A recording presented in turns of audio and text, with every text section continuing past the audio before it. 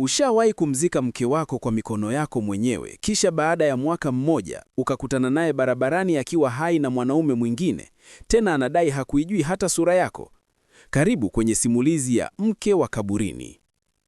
Usiku wa tarehe 14 mwezi wa 3, mvua kubwa ilikuwa ikinyesha jijini Dar es Salaam. Elias alikuwa ameketi sebuleni kwake akiwa ameganda kwenye picha kubwa ukutani.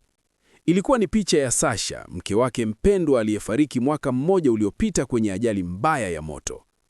Elias bado anaikumbuka harufu ya moshi siku ile.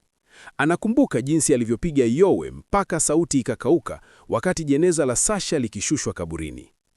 Imetosha Elias, unapaswa kusahau, alijisemea huku akifuta chozi lililomtoka bila ridhaa.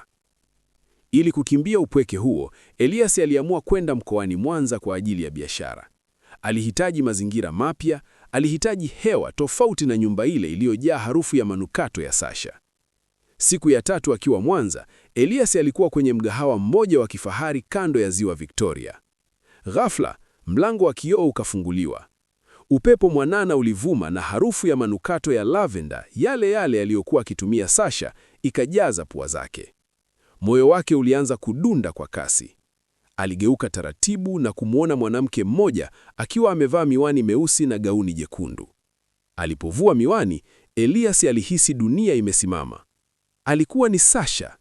Kila kitu kilikuwa sawa: pua yake, mdomo wake na kovu dogo kwenye paji la uso wake. "Sasha, mke wangu, uko hai?" Elias aliongea kwa sauti ya kukatika huku machozi yakimlengalenga. Yule mwanamke alinyanyua macho, akamtazama Elias kwa baridi kali. "Samahani kaka, unazungumza na nani? Mimi siitwi Sasha, naitwa Linda na nadhani umenifananisha." Kabla Elias hajajibu, mwanaume mmoja mrefu mwenye macho ya kikatili alitokea nyuma yake na kuweka mkono kwenye bega la yule mwanamke. "Kuna tatizo mpenzi?" Yule mwanaume aliuliza huku akimtazama Elias kwa jicho la shaka.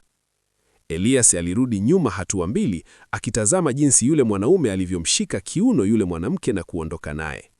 Lakini wakati anaingia kwenye gari, yule mwanamke aligeuka na kumtazama Elias. Kwa sekunde moja tu, alichezesha vidole vyake vya mkono wa kulia. Ilikuwa ni ishara ya siri ambayo yeye na Sasha pekee ndio walikuwa wanaijua, kumaanisha niokoe. Unadhani Elias anaota au kuna mtu alizikwa hai badala ya Sasha? Kama unataka kujua siri nzito iliyojificha nyuma ya kaburi lile, gusa alama ya jumlisha hapo pembeni sasa hivi. Usiandike neno sehemu ya pili, badala yake niambie kwenye komenti, ungekuwa Elias, ungemfuata yule mwanamke au ungetimua mbio? Maamuzi yako ndiyo yataamua kama nitaachia sehemu ya pili saa 4 kamili usiku wa leo. Ni kufuata tu ili uwe wa kwanza kujua ukweli.